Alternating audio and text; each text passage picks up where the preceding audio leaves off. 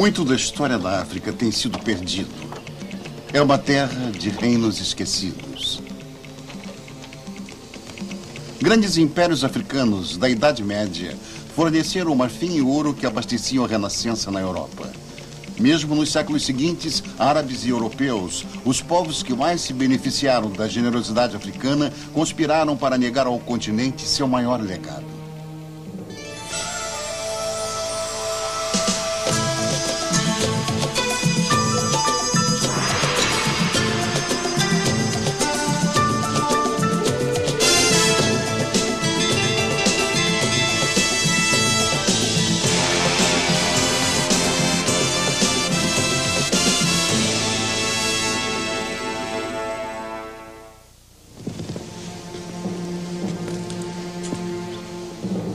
Exploradores brancos se recusavam a acreditar que negros africanos fossem capazes de qualquer coisa além de cabanas de barro e crenças pagãs.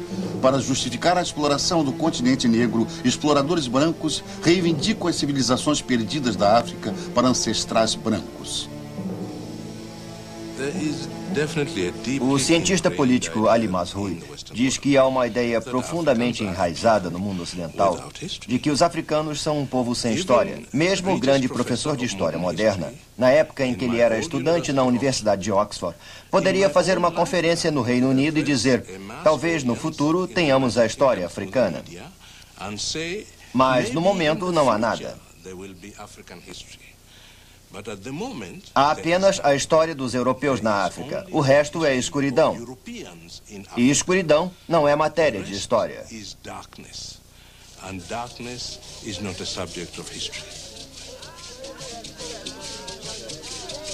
As grandes civilizações africanas contam com a tradição de passar oralmente suas antigas lendas sobre chefes poderosos e conflitos tribais.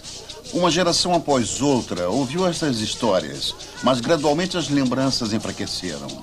Até mesmo os nomes dos reis foram esquecidos.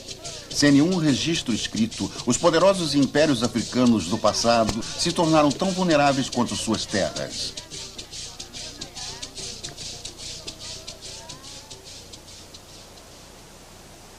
Há 800 anos atrás, este território acidentado perto da fronteira sul-africana com o Zimbábue era o território de um destes reinos.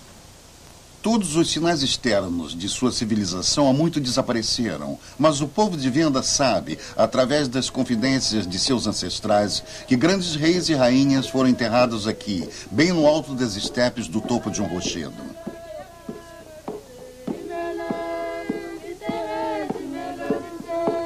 Um cemitério foi criado com milhares de toneladas de solo trazido para cá para cobrir a rocha nua do topo do rochedo.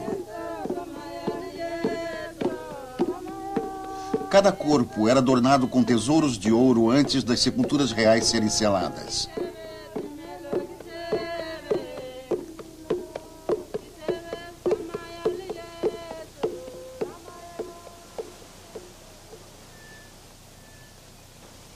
Oito séculos depois, em 1932, um aventureiro africâner com sede de ouro convenceu um aldeão do local a levá-lo ao antigo cemitério de Mapungubwe. Hoje, Ernest Van Graan, neto do explorador, refaz aquela jornada. Ele conta que seu avô era um caçador de tesouros que estava sempre interessado em encontrar ouro e coisas assim. E agora, Ernest está há quase 5 anos procurando por este lugar. Este cemitério real foi protegido do roubo por séculos de superstição. Seu guia nem ousa olhar para este monte sagrado, temendo ficar cego.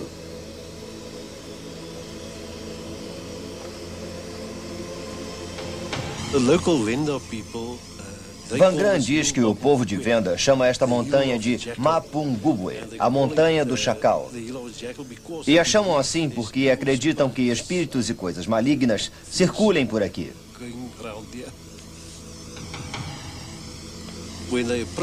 Quando os guias se aproximaram da montanha, viram que ela era bem vertical e parecia ser impossível chegar ao topo. Mas encontraram esta passagem secreta bem atrás dele.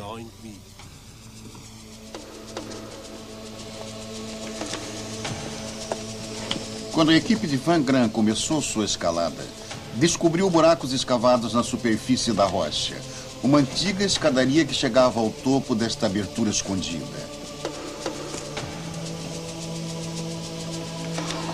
Eles temiam que a escalada do cemitério real pudesse ser uma armadilha camuflada com pedras gigantes equilibradas que poderiam cair e esmagá-los a qualquer momento, mas sua subida era segura. Eles estavam perto de descobrir um dos últimos tesouros reais de toda a África do Sul. Normalmente, o destino dos objetos de ouro era a fundição, um capítulo importante na história africana que teria sido condenado. E, de princípio, esta era a intenção da equipe. Felizmente, no último momento, Van Gran Jr. sofreu uma crise de consciência. Entre seus achados estavam um cetro dourado e um rinoceronte de ouro. Pequenos tesouros, se compararmos aos de Tutankhamon, mas eles eram uns poucos e preciosos elos com um passado há muito esquecido.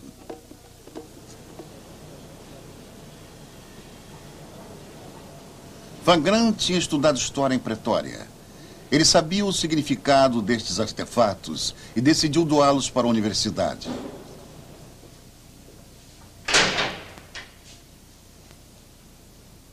Embora resgatados, estes tesouros permanecem escondidos do público, trancados nos cofres do Departamento de Arqueologia. Cerâmicas encontradas mais tarde no sítio provaram a existência de uma enorme colônia em Mapungubwe. Até hoje, pouquíssimos arqueólogos tiveram permissão da Universidade de Pretória para ver estes achados notáveis. Estes são os artefatos mais importantes da África abaixo do Saara, relutantemente tirados para serem fotografados em ocasiões especiais e depois trancados outra vez. Eles poderiam ainda permanecer enterrados. Todo este sigilo teve suas raízes no apartheid. Fazendeiros holandeses sustentavam que negros e brancos chegaram na área praticamente ao mesmo tempo, o que lhes dava direitos iguais ao território. Quando a técnica do carbono radioativo datou Mapungubwe em mais ou menos 1200 depois de Cristo, os brancos sul-africanos ficaram atônitos. Se recusavam a acreditar que os negros tivessem chegado na região mais de 400 anos antes do primeiro colonizador branco. Os cientistas africanos testaram e retestaram Mapungubwe, fazendo com que este fosse o sítio mais datado pelo carbono radioativo de toda a África do Sul. E o resultado era sempre o mesmo, 1200 depois de Cristo. Ele diz que com tantos fazendeiros brancos na África do Sul, muitos dos seus argumentos permaneceram na proposição de que grande parte desta terra estava, em todo caso, acessível para o povo africano. Os brancos perguntam, o que quer dizer com tudo pertence à África? Nós chegamos quase ao mesmo tempo que os africanos, e assim eles não têm mais direitos do que nós. Nós temos tantos direitos quanto eles. Mas se respondermos a eles, os negros estavam aqui centenas de anos antes de vocês, vamos enfraquecer alguns de seus direitos básicos a uma posição especial na África do Sul.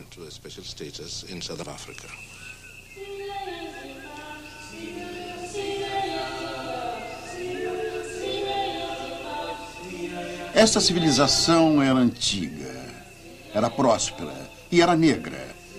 Mas o que aconteceu a estas pessoas permanece um mistério. Talvez eles tenham levado os seus rebanhos de gado mais para o norte, para as pastagens mais viçosas e o clima mais frio das terras mais altas. Ou talvez tenham se tornado os ancestrais há muito procurados de um outro reino africano. Somente 100 anos depois, a 320 quilômetros além do rio Limpopo, um dos maiores impérios africanos seria encontrado.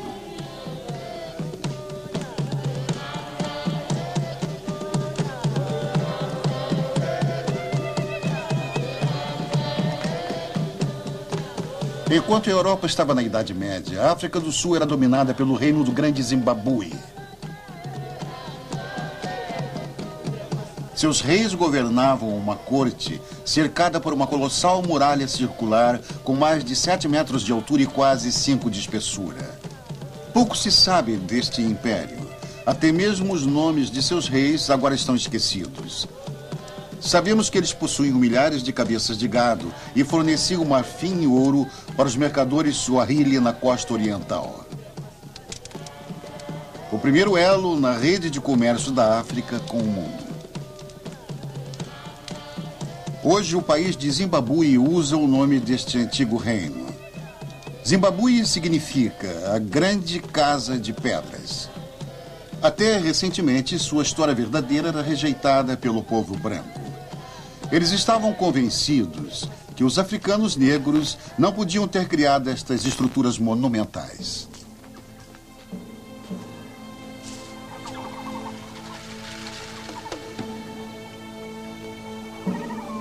Durante 400 anos, os europeus sonharam encontrar uma civilização branca perdida de incrível prosperidade em algum lugar no interior escuro e selvagem da África. Karl Maltz, um explorador alemão, tinha escutado histórias de antigas ruínas de pedra no inexplorado território ao norte do rio Limpopo. Durante meses, ele procurou antes de finalmente encontrar por acaso estas relíquias magníficas. Em seu diário, ele escreveu: terça-feira, 5 de setembro de 1871. Vi, a pouca distância, uma construção aparentemente redonda. Ela é feita sem nenhuma massa entre as placas de granito. A muralha externa tem quase 150 metros de diâmetro. Os nativos do lugar chamam estas ruínas de Zimbabue.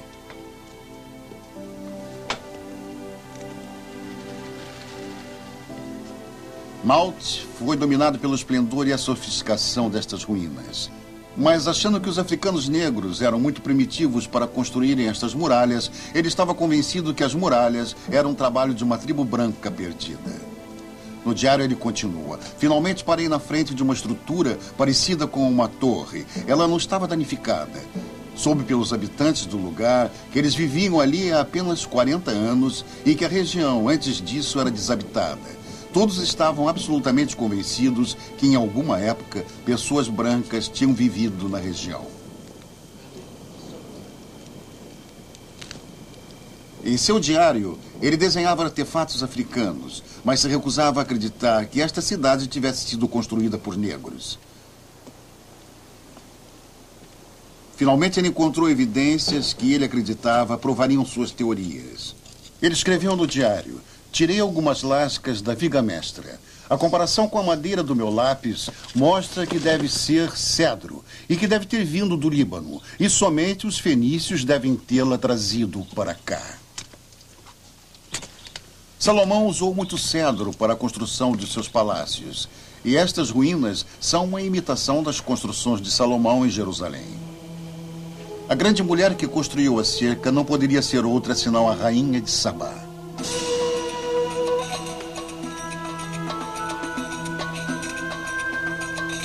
De acordo com Maltz, este lugar era a bíblica Ofir, a cidade do ouro. A história da rainha de Sabá foi contada primeiro na Bíblia, carregada com preciosos presentes de ouro e pedras. Esta mítica rainha branca visita o rei Salomão em Jerusalém. Dizem que ela era sedutora, com um corpo sensual sob seus trajes sedosos. Ela deu ao rei tudo que ele desejava. Karl Maltz concluiu que a rainha de Sabá deve ter sido a rainha do grande Zimbabue. E este lugar, seu palácio. As teorias racistas de Maltz foram rapidamente aproveitadas como uma propaganda valiosa pelos colonizadores brancos que visavam expandir o Império Britânico. Qualquer prova de que os brancos tinham estado aqui em tempos bíblicos ajudaria a justificar sua nova exploração da região.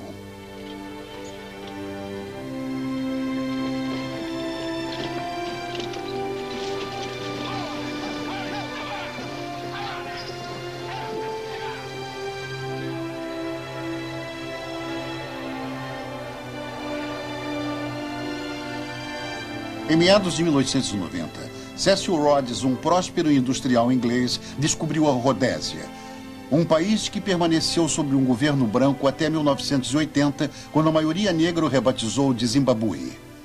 Rhodes escavou por ele mesmo milhares de quilômetros de uma terra rica em diamantes e ouro, inclusive as ruínas do grande Zimbabue.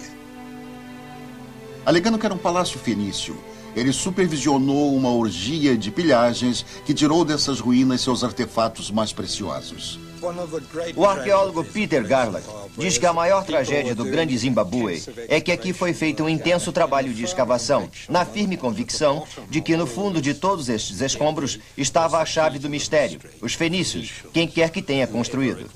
E é claro que quando terminaram de desobstruir e chegaram ao fundo, eles tinham destruído todas as evidências de todas as moradias humanas que efetivamente condiziam com estas paredes.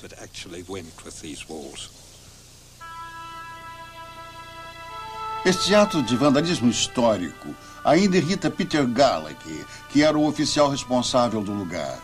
O dano foi tão grande que a verdadeira história deste lugar quase foi perdida para sempre. Mas, em 1929, uma grande expedição de arqueólogos ingleses se esforçou para desvincular o Grande Zimbabue da Rainha de Sabá.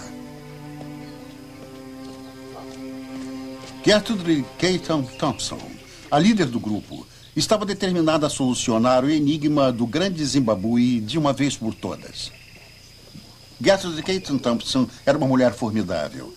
Seus critérios arqueológicos eram do mais alto nível. A equipe era composta só de mulheres. Ela, deliberadamente, sempre trabalhava com mulheres. Foi uma das primeiras feministas da arqueologia.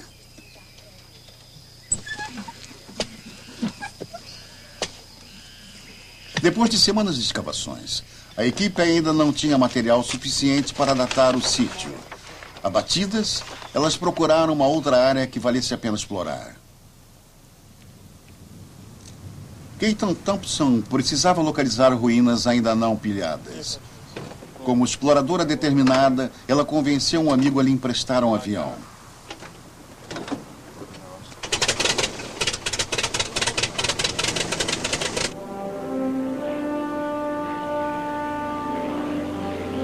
Quando sobrevoava a parte de trás da Acrópole, percebeu uma trilha no topo que não estava marcada no mapa. Ela estava encoberta pela vegetação e levava um novo conjunto de muros de pedra.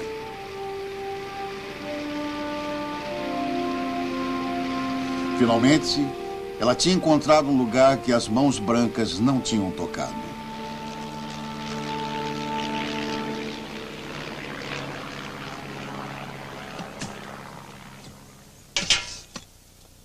O trabalho começou no dia seguinte.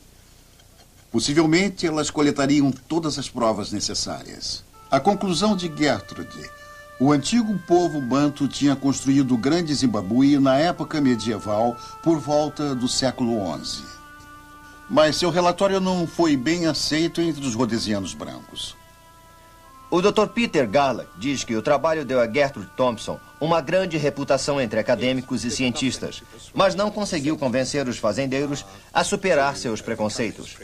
O fazendeiro, assim como todos os fazendeiros coloniais, conhecia o nativo. Sabia que ele não poderia ter feito isso. Sabia que ele era um selvagem e que nada que alguém pudesse fazer, seja Thompson ou outros nos anos 50 depois dela, iria convencer pessoas com preconceitos raciais tão fortes de que o Grande Zimbabue não tinha vindo de fora. Alguém escreveu: existem pessoas incultas que afirmam complacentemente que estas estruturas incomparáveis são da arte banto. O povo banto é imutável. Eles são, como sempre foram, fazendeiros, vaqueiros de pequena capacidade cerebral. Ela tinha uma pasta especial para estas propagandas venenosas. Muitos anos depois, um servo negro ainda era mostrado se curvando perante uma rainha branca de Sabá num cartaz de uma agência de viagens rhodesiana. O Grande Zimbabue era usado como símbolo da superioridade da raça branca.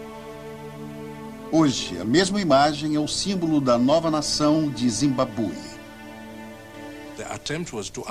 O Dr. Mazrui diz que a intenção era enfraquecer a legitimidade dos direitos dos nacionalistas africanos e dizer que esta terra é tão ou mais dos negros do que dos brancos.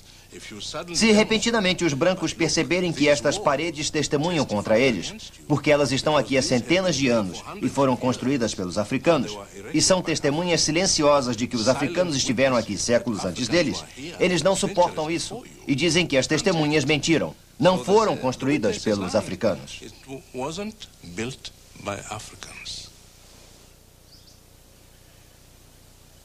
Durante séculos, o grande Zimbábue esteve sujeito a uma história inteiramente fictícia. Mas como era realmente este grande reino africano?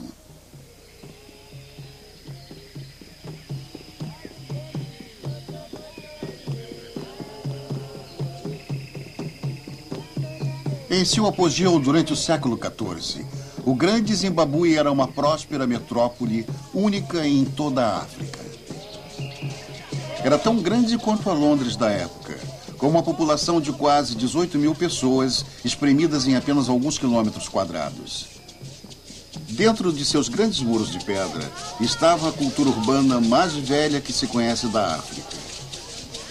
Abaixo do Saara, o barulho devia ser esmagador. A fumaça de centenas de fogueiras para cozinhar devia escurecer o céu. Ela era a capital de um império que se espalhou por milhares de quilômetros e que continha centenas de pequenas Zimbabues, cada uma com seu próprio monarca. Na grande Zimbábue, a influência de um rei continuava até mesmo depois de sua morte. Os espíritos dos ancestrais permaneciam numa presença contínua, ambos como poderosos regentes e conselheiros espirituais. Hoje, o povo de Shona acha que é descendente do povo que construiu o grande Zimbábue. Na moderna cultura Shona, os espíritos dos ancestrais ainda se comunicam regularmente através de uma cerimônia apresentada por um médium, numa caverna sob as ruínas da Acrópole.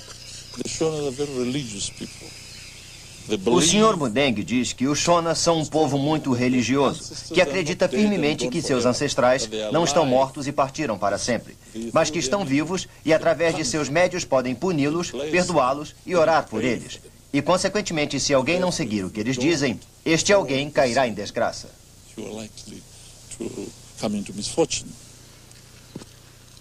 Stan Mudeng é ministro do governo de Zimbábue e vem estudando os ancestrais do povo de Shona.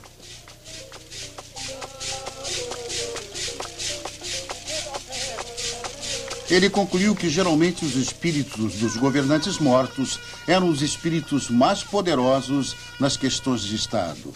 E estes espíritos incorporam os médiuns. E eles, com todo respeito, trazem o imperador de volta à forma humana.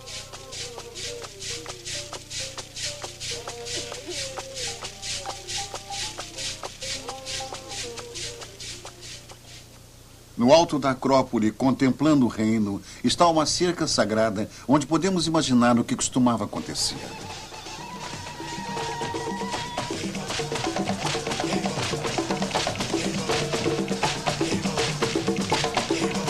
Durante as épocas conturbadas, o rei viria aqui render homenagens aos seus ancestrais e pedir orientação através de seu médium. O médium entraria em transe e seria possuído pelo espírito de um monarca morto há muito tempo.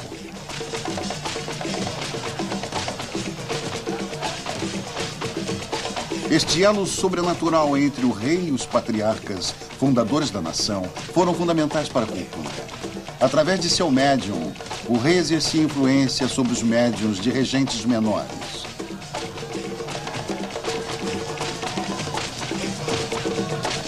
Além da força militar, ele exercia um poderoso controle espiritual sobre qualquer um que o desafiasse.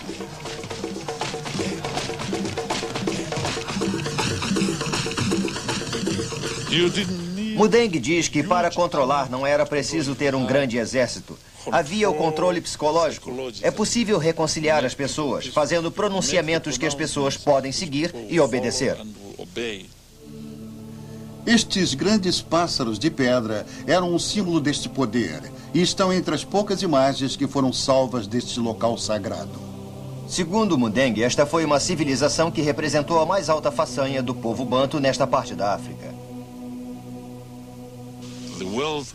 A fortuna que eles acumularam permitiu a construção de estruturas enormes, como estas aqui em Zimbábue, especialmente no vale onde sua arrogância absoluta e sua ostentação aparecem. A grande loucura que levou Luís XIV a construir o grande palácio de Versailles, que não era um lugar para um homem viver, e sim uma relação de sua fortuna. consequência do que seu país pensava dele mesmo. E a mesma loucura atingiu o povo daqui quando construiu estas magníficas e enormes estruturas de pedra, que agora admiramos.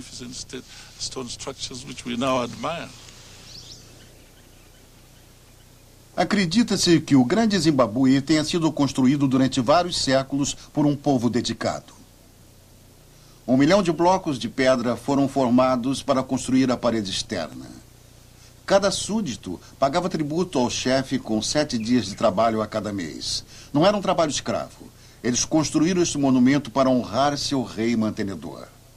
Os construtores originais desses muros vinham para pedreiras de granito como esta.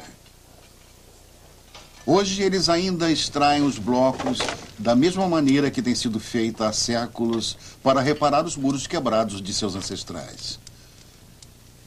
A rocha de granito se quebra em lâminas finas quando é aquecido com fogo e recebe água ao longo das linhas defeituosas. Depois começa o lento processo de quebrar e modelar as rochas para os muros secos de pedras. Embora seja fácil entender como eles construíram estes muros, por que eles construíram é assunto de um intenso debate. A Grande Cerca seria uma fortaleza ou um palácio? A estreita passagem entre estas paredes em forma de torre tem gerado teorias lúgubres. Muitos acreditam que elas impediam os homens de espionarem durante as cerimônias de iniciação feminina. A maioria acha que era simplesmente para manter uma privacidade absoluta para a Casa Real. Mas ainda permanece o enigma da gigantesca torre em forma de cone. O Dr. Garland diz que as primeiras investigações vitorianas a encaravam como um símbolo sexual, como se fosse um pênis de pedra. Isto apareceu em várias ocasiões subsequentes, mas não há nenhuma evidência, tanto em sua forma como em sua decoração, que sugira isso. Existem tradições desconexas que sugerem que as representações na pedra sejam os grandes depósitos para grãos feitos de argila, nos quais o alimento principal era estocado. E isso tem alguma relação com o rei, que era o fornecedor do alimento de seu povo. Os recursos para esta vasta construção no século XIV exigiam uma economia crescente. E a fonte desta fortuna foi o gado.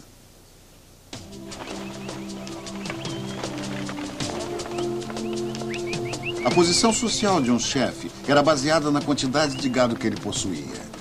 Um homem rico teria muito gado, assim ele podia arranjar muitas esposas que lhe dariam muitos filhos que proporcionariam mais mão de obra para cultivar mais terras.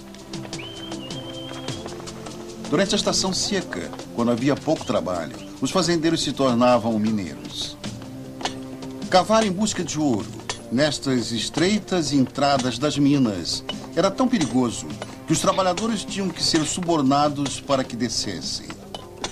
Muitos preferiam peneirar nos leitos dos rios.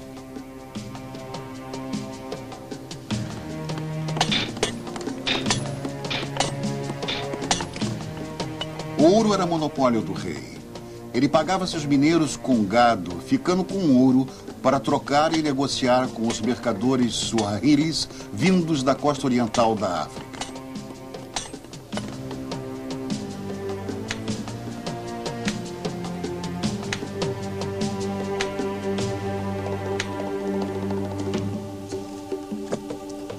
No auge do poder, os governantes do Grande Zimbábue controlavam o fluxo de ouro e marfim para os portos comerciais da África Oriental. E esse comércio estimularia a construção de algumas das cidades mais magníficas do mundo antigo.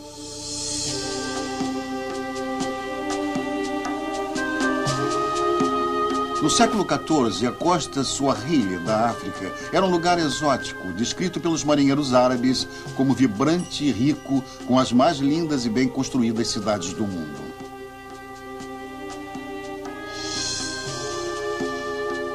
Este era o palácio das lendárias aventuras de Simba e das Mil e Uma Noites. Tapetes persas eram trocadas por marfim africano e a porcelana trocada por ouro.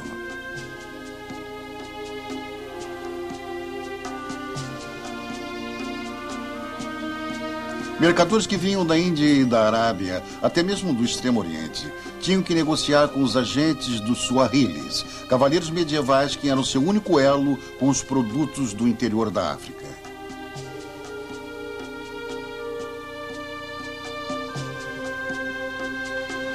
Os Suahilis construíam e pilotavam seus barcos de um mastro e navegavam nos traiçoeiros canais em direção aos muitos portos comerciais.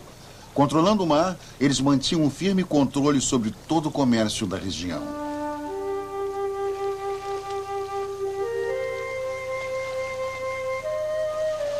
No século X, o ouro, o marfim e o quartzo foram lançados no comércio mediterrâneo numa escala que só tinha sido vista na época dos gregos e dos romanos. Esta costa próspera tinha cidades e portos espalhados por quase 3.000 quilômetros dos atuais Somália e Moçambique.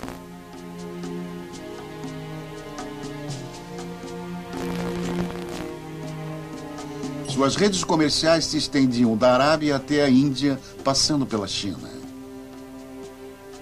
No século XV, os Suahilis até exportaram uma girafa para a China, o que causou grande sensação na corte imperial.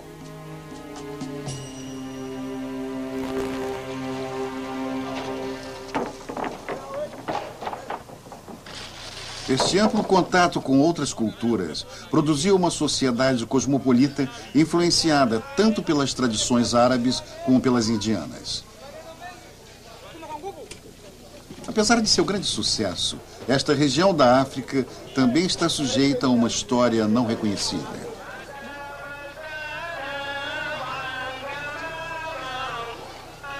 A confusão pode estar relacionada com os primeiros comerciantes árabes e a introdução do islamismo. Os Suahilis adotaram o islamismo há 1000 anos atrás. E este código religioso comunitário ajudou a criar uma confiança mútua nos acordos comerciais. O sinal para a oração reuniria os comerciantes árabes e os mercadores africanos. Eles teriam se lavado em cisternas como estas e depois entrado em mesquitas tão grandes como as catedrais medievais da Europa. Mas o mistério é: quem construiu estas cidades fantásticas, árabes ou africanos?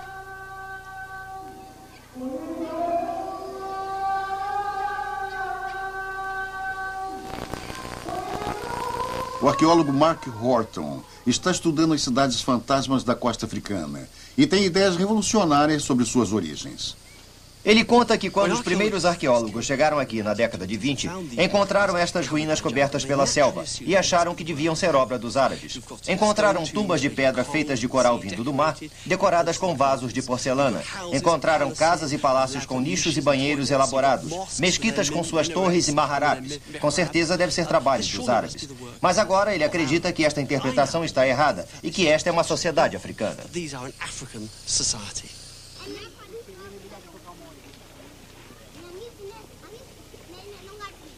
A matéria-prima para estas cidades era extraída dos depósitos de coral. Até recentemente, se acreditou que os colonizadores árabes usassem escravos africanos para construir suas mesquitas e palácios. Mais uma vez, muitos acharam difícil imaginar os africanos edificando construções permanentes. Agora se considera que os Suahilis tinham desempenhado um papel bem mais ativo na criação deste império comercial. E que os ricos mercadores que construíram estas cidades de coral eram africanos e não árabes. É uma história complicada para se esclarecer. No século XVIII, muito depois destas cidades costeiras terem começado a declinar, a costa oriental da África foi efetivamente governada por sultões árabes vindos da ilha de Zanzibar. Para manter seus direitos territoriais, eles insistiam que os africanos eram meros espectadores no desenvolvimento da civilização Swahili. Durante 10 anos, Mark Horton esteve ajudando os Swahilis a reescreverem sua história e reivindicar sua herança legítima. Para Horton, esta construção abandonada é um testamento à deslealdade com o povo Swahili. Ela é chamada a Casa das Maravilhas. Mark diz que esta enorme construção representa a última humilhação dos Suahilis. Foi presente da Inglaterra ao sultão árabe de Zanzibar no ano de 1880. Os ingleses queriam escavar grandes áreas na África Oriental, mas os Suahilis estavam no caminho. Eles eram um povo que vivia na região há milhares de anos. Os ingleses acharam que os Suahilis não tinham história alguma. Era simplesmente uma história árabe. E dando esta construção para o sultão árabe de Zanzibar, era possível criar um mito inteiramente novo sobre a história da África Oriental. E é por isso que passamos tanto tempo sem ter ideia de quem foram os Suahilis.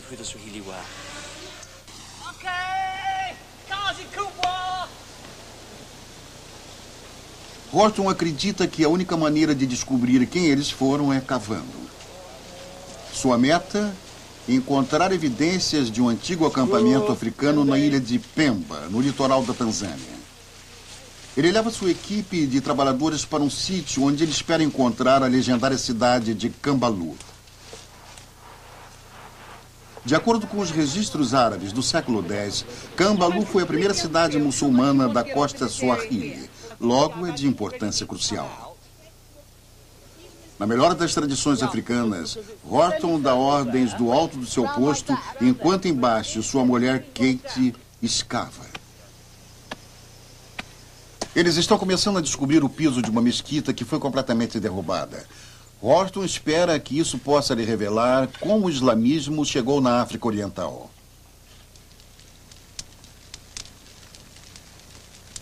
Uma antiga lenda árabe dá uma explicação. Abdul Juma, arqueólogo chefe de Zanzibar, conta a lenda em volta da fogueira para os trabalhadores cansados. A história foi tirada do diário de um explorador árabe. No ano de 922, ele escreveu que um navio de marinheiros árabes saiu de Omã para o porto comercial africano de Kambalu, mas uma tempestade os tirou do curso, levando-os para o sul.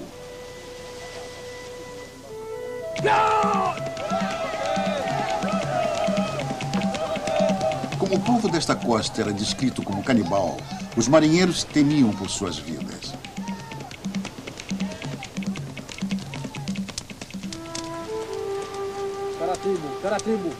Os aterrorizados mercadores árabes chegaram à praia e se curvaram perante o rei. Felizmente, ele parecia mais interessado em negociar do que comer. Ele estava encantado com suas joias. Eles trocaram presentes e os marinheiros tiveram uma boa razão para louvar Alá. Quando chegou a hora de partir, convidaram o rei para ir a bordo para se despedirem. O capitão árabe teve um pensamento perverso. No mercado de escravos de Omã, este rei africano alcançaria 30 dinares. Ele deu ordem de zarpar. E quando chegaram a Omã, o rei foi vendido como escravo.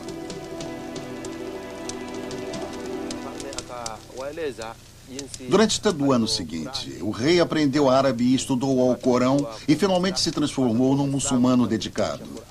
Então, um dia, ele fugiu de seu amo e andou milhares de quilômetros de volta à sua aldeia.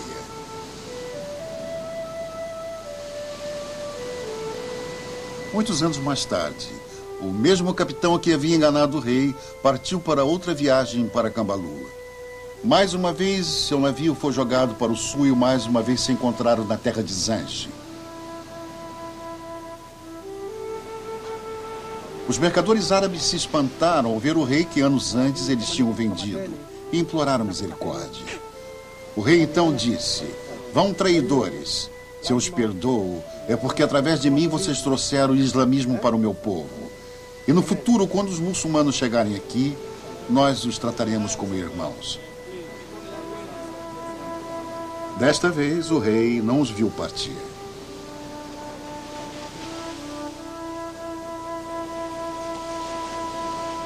A moral da história é que os Suahilis podem ter se convertido ao islamismo para evitar serem vendidos como escravos.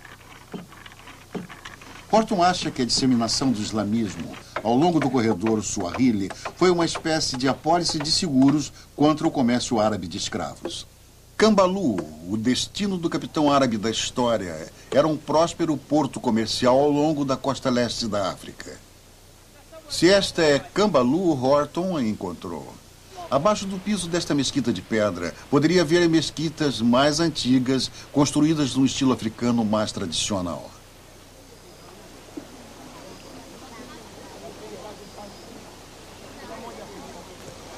Nesta praia, a aldeia de pesca temporária, existe uma mesquita de madeira. Os suahilis só vivem aqui durante a estação de pesca, da mesma maneira que tem feito há milhares de anos. Eles sempre constroem uma mesquita, provavelmente semelhante às primeiras mesquitas suahilis. Numa conversa, Juma explica a Mark que esta é uma mesquita construída de madeira e sapê, o que é típico das antigas mesquitas nessas aldeias. Depois, gradualmente, as mesquitas passaram a ser de barro e madeira e foram ficando maiores. Depois passaram a ser feitas de pedra, com as cercas de pedra sempre no mesmo local, umas sobre as outras.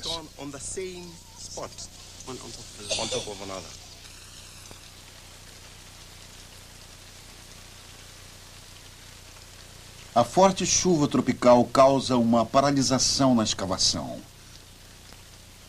O aguaceiro amacia o solo o suficiente para aumentar a disposição de Mark Horton. Abaixo da mesquita de pedra, eles começam a encontrar vestígios de duas mesquitas de madeira, uma sobre a outra. A mais antiga data do século VIII. Mark diz que este lugar provavelmente é Cambalu, já que evidências históricas nos dizem que Cambalu foi o primeiro lugar na costa africana oriental a ter muçulmanos. Talvez seja esta a primeira estrutura e ele esteja ajoelhado bem no lugar em que os muçulmanos chegaram à África Oriental.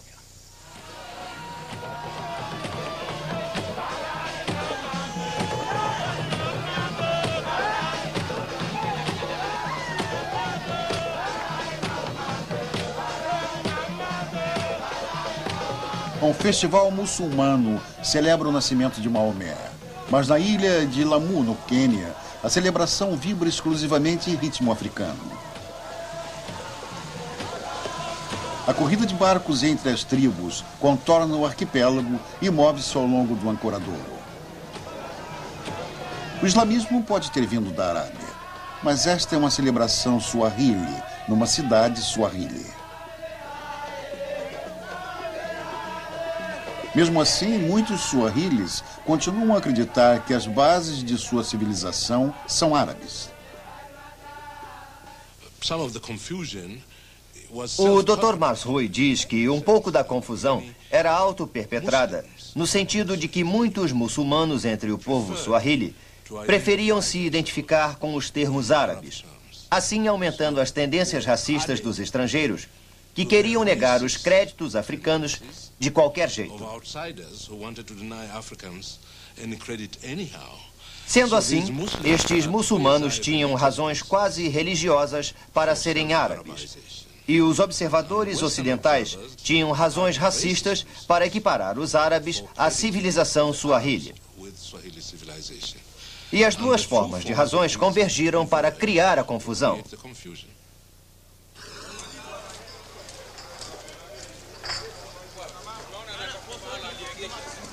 Pode não ter sido nenhuma pressão das forças externas que moldou cidades como Lamu.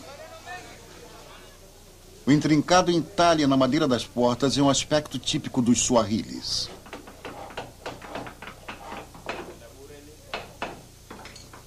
Talvez há muitos séculos atrás, artesãos hindus tenham visitado e ensinado aos africanos como fazer entalhes elaborados na madeira. Mas depois, os suahilis absorveram, adaptaram essas lições para se ajustarem à sua própria cultura. Talvez os persas tenham introduzido os ornamentos escavados nas paredes das casas, mas hoje os artesãos suahilis praticam a arte de modelar em gesso.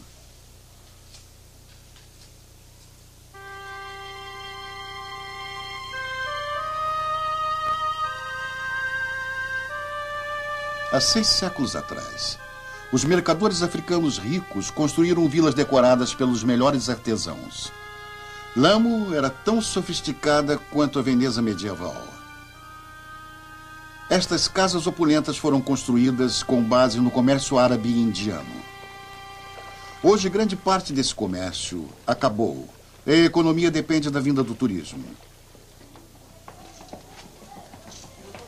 Mas a cidade provavelmente parece muito com o que sempre foi. As ruas alvoroçadas com o tráfego de burros, porque são muito estreitas para os carros. E os originais canais de esgoto serpenteando através dos becos. O labirinto de ruas de Lamo é refletido em muitas cidades fantasmas ao longo da costa africana oriental. Durante o século XVI, centenas dessas cidades foram arruinadas. Não está claro porque o florescente comércio chegou ao fim. Todos se beneficiavam com o comércio. Os cavadores de ouro do interior, os revendedores suahilis, os marinheiros, os mercadores e até mesmo os consumidores do mundo medieval, desde a Europa até a China. Talvez a riqueza das famílias de mercadores rivais tinham diminuído de geração para geração. Assim como hoje, as dinastias unidas crescem e fracassam. Talvez a peste bubônica tenha causado uma recessão mundial e a procura por produtos africanos tenha caído. Foi o final de uma gloriosa época para os reinos do Grande Zimbábue e da costa Suahili. Pelo final do século XVI, as construções permaneceriam esquecidas, mas sua herança cultural sofreria um destino ainda pior. O Dr. Masrui diz que todas as sociedades decidem o que desejam que seja lembrado. Mas somente os africanos tiveram a história de sua origem negada por tanto tempo. Mas lembrem-se, é aqui que nossa espécie começa a apresentar evidências. É onde os primeiros humanos andaram na Terra. Então, o primeiro habitat da espécie humana parece ter sido o último propriamente entendido. Estamos pagando um preço por não entendermos isso.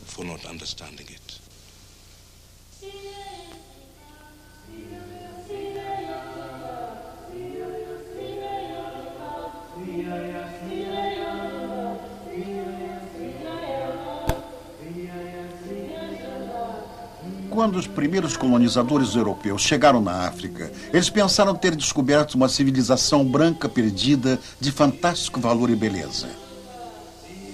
Surpreendentemente, até hoje, os mitos sobrevivem.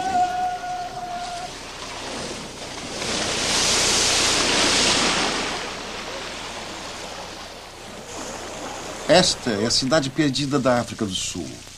Um monumento vivo de uma imaginária tribo branca perdida. É parte do balneário de Sun City, um dos parques temáticos mais exuberantes do mundo. A praia artificial está abarrotada de sul-africanos brancos em férias.